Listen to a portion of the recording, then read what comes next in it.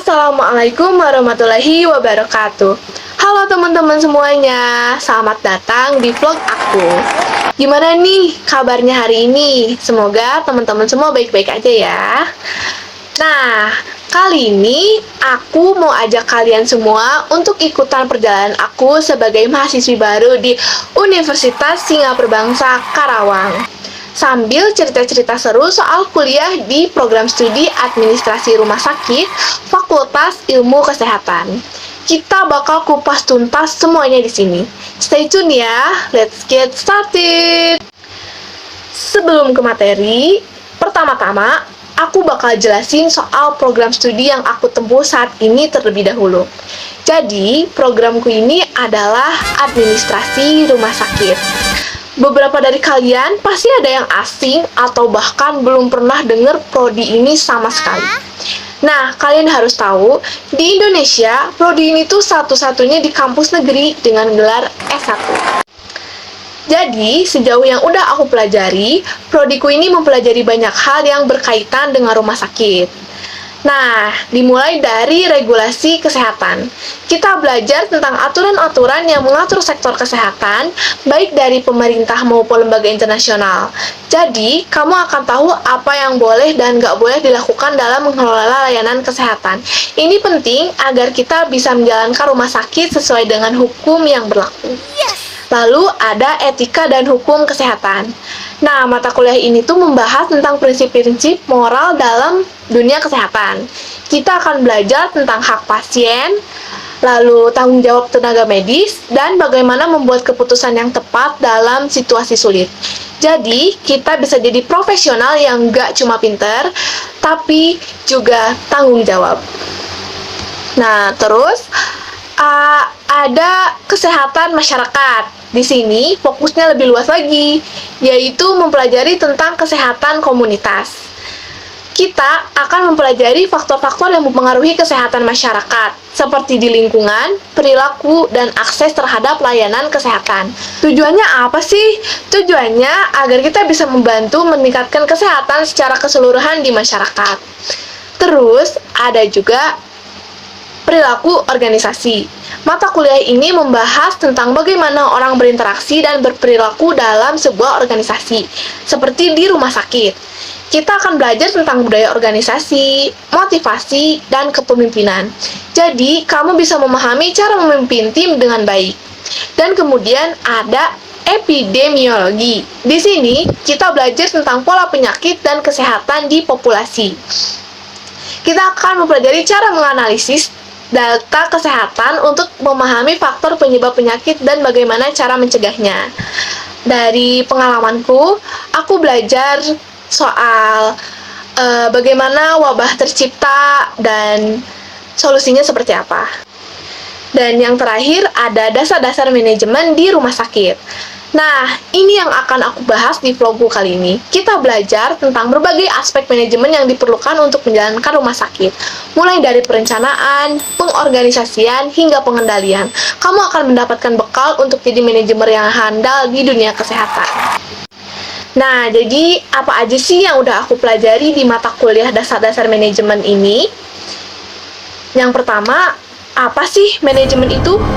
Jadi, manajemen itu proses untuk merencanakan, mengatur, memimpin, dan mengawasi semua usaha anggota dalam organisasi, serta menggunakan sumber daya yang ada supaya bisa mencapai tujuan yang udah ditetapkan. Jadi intinya, manajemen itu membantu semua orang bekerja bareng dan fokus untuk meraih tujuan bersama. Kenapa sih ilmu manajemen itu perlu banget kita pelajari dan pahami? Jadi, ilmu manajemen itu penting banget karena membantu kita memahami cara mengelola sumber daya dengan efektif. Dengan ilmu ini, kita bisa bikin keputusan yang lebih baik, memimpin tim dengan baik, dan mencapai tujuan yang efisien. Selain itu, manajemen juga mengajarkan kita cara beradaptasi dengan perubahan, mengatasi masalah, dan meningkatkan kerja dalam tim.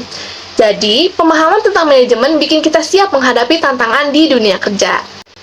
Jadi, sebelum kita lebih dalam ngomongin detail masing-masing jenis manajemen, kita perlu tahu dulu nih, apa aja unsur-unsur manajemen yang bikin semua proses bisa berjalan dengan baik. Unsur-unsur manajemen ada 6 nih. Yang pertama ada man, alias orang-orang yang menjalani semua proses. Yang kedua ada money, yaitu uang yang dibutuhin buat operasional dan investasi. Yang ketiga ada material, atau bahan-bahan yang dipakai buat produksi. Yang keempat ada machine, yaitu alat atau teknologi yang bikin pekerjaan lebih cepat dan efisien. Yang kelima ada method, yaitu cara atau sistem biar kerjaan bisa lebih teratur. Dan yang terakhir ada market, yaitu pasar atau konsumen yang bakal beli produk dan jasa kita. Selain unsur, ada juga fungsi manajemen yang penting banget. Ini biasa disebut POAC, atau yang pertama ada planning atau perencanaan, di mana kita bikin rencana yang jelas. Yang kedua ada organizing, yaitu ngatur sumber daya yang ada. Yang ketiga ada executing, ini adalah tahap eksekusi atau menjalankan rencana.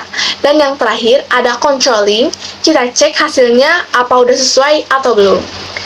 Nah, di sini aku bakal memperdalam pembahasan mengenai fungsi perencanaan atau planning. Perencanaan adalah langkah awal yang sangat krusial dalam manajemen. Kenapa? Karena perencanaan merupakan upaya penggunaan sumber daya yang dimiliki suatu organisasi atau perusahaan secara maksimal untuk mencapai tujuan yang telah ditetapkan. Jadi, kenapa sih perencanaan itu penting banget? Pertama, perencanaan membantu kita menentukan target penjualan jangka pendek dan panjang. Kedua, perencanaan memungkinkan kita merumuskan kebijakan dan prosedur yang jelas untuk mengarahkan tim dalam mengambil keputusan. Ketiga, dengan rencana tindakan yang baik, kita bisa mengevaluasi dan menyesuaikan strategi secara berkala agar tetap relevan dengan kondisi yang ada. Selain itu, perencanaan juga menjawab pertanyaan 5W1H. Apa, siapa, di mana, kapan, mengapa, dan bagaimana, yang membantu kita memahami setiap aspek dari rencana kita. Dan yang terakhir, perencanaan yang matang juga mempersiapkan kita untuk mengantisipasi perubahan yang mungkin terjadi di masa depan. Dengan perencanaan yang baik, kita bisa lebih siap menghadapi tantangan yang ada. Selain itu, perencanaan juga punya beberapa jenis. Yang pertama, perencanaan strategis. Perencanaan berjangka panjang dalam upaya mencapai suatu tujuan strategis. Perencanaan ini ditetapkan oleh manajemen puncak. Yang kedua, perencanaan taktis ditetapkan oleh manajemen menengah, bertujuan untuk efisiensi penggunaan sumber daya yang tersedia untuk proyeksi jangka menengah. Yang ketiga, ada perencanaan operasional, pendefinisian berbagai hal yang perlu dijalankan untuk mengimplementasikan suatu rencana strategis dan mencapai suatu tujuan strategis. Terus selanjutnya ada fungsi pengorganisasian atau organizing. Sebelumnya, dari pengorganisasian ini ada yang namanya organisasi. Apa sih organisasi itu? Jadi, organisasi adalah lembaga atau kelompok fungsional yang terdiri dari sekelompok orang yang saling berinteraksi dan bekerja sama demi mencapai tujuan tertentu. Jadi, mereka berkumpul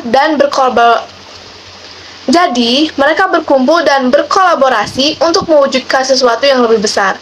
Nah, jadi pengorganisasian adalah serangkaian proses penyusunan struktur organisasi sesuai tujuan dari organisasi itu sendiri. Jadi, singkatnya, pengorganisasian itu strukturnya, kayak bagian-bagiannya gitu. Dalam fungsi pengorganisasian, kita menentukan siapa yang akan memimpin dan bertanggung jawab atas setiap kegiatan pengelolaan sumber daya. Selain itu, kita juga menetapkan siapa saja yang akan langsung menjalankan berbagai kegiatan tersebut untuk mencapai tujuan yang diinginkan. Jadi, semua orang punya peran yang jelas dan tahu apa yang harus dilakukan. Setelah kita membahas perencanaan dan pengorganisasian, sekarang kita beralih ke fungsi selanjutnya, yaitu fungsi actuating atau menggerakkan. Fungsi ini sangat penting karena berfokus pada pelaksanaan rencana yang sudah dibuat. Di sini, manajer harus bisa memotivasi dan mengarahkan tim untuk bekerja sesuai dengan tujuan yang telah ditetapkan. Jadi, apa sih fungsi dari actuating?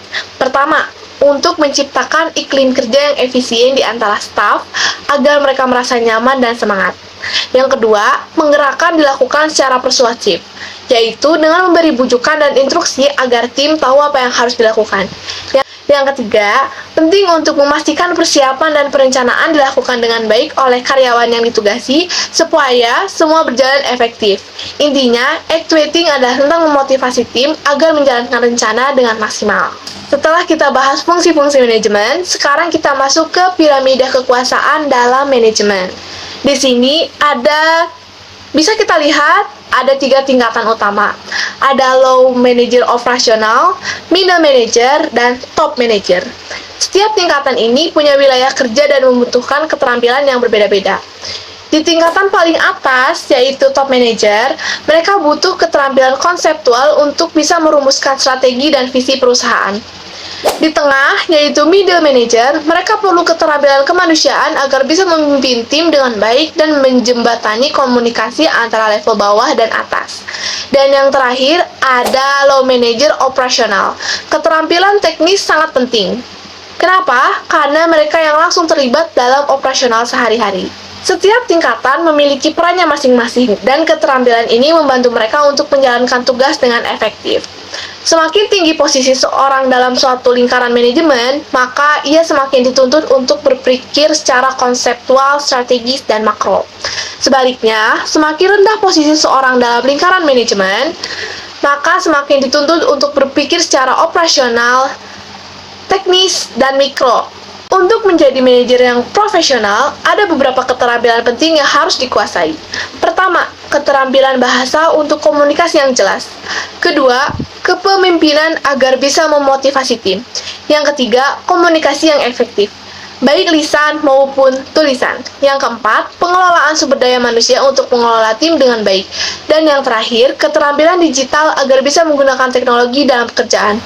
Dengan keterampilan ini, kita bisa jadi manajer yang lebih kompeten. Nah, jadi itu dia tadi pembahasan lengkap kita tentang manajemen. Dari unsur-unsur, fungsi-fungsi, piramida kekuasaan, sampai keterampilan yang dibutuhkan buat jadi manajer profesional. Selain mempelajari unsur, fungsi, dan piramida kekuasaan dalam manajemen, aku juga banyak belajar soal problem solving dari berbagai kasus yang dosen kasih. Ini ngebantu banget buat memahami cara menyelesaikan masalah yang mungkin muncul dalam manajemen.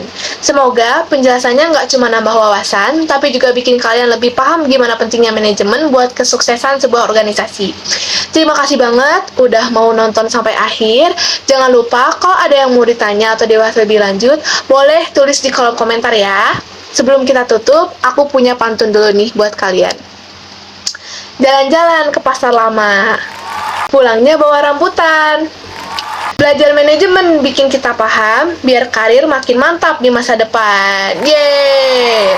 Nah, jangan lupa like, share, subscribe, biar gak ketinggalan video-video seru berikutnya. Sampai ketemu lagi di vlog selanjutnya. Kurang lebihnya mohon maaf. Wassalamualaikum warahmatullahi wabarakatuh. Dadah!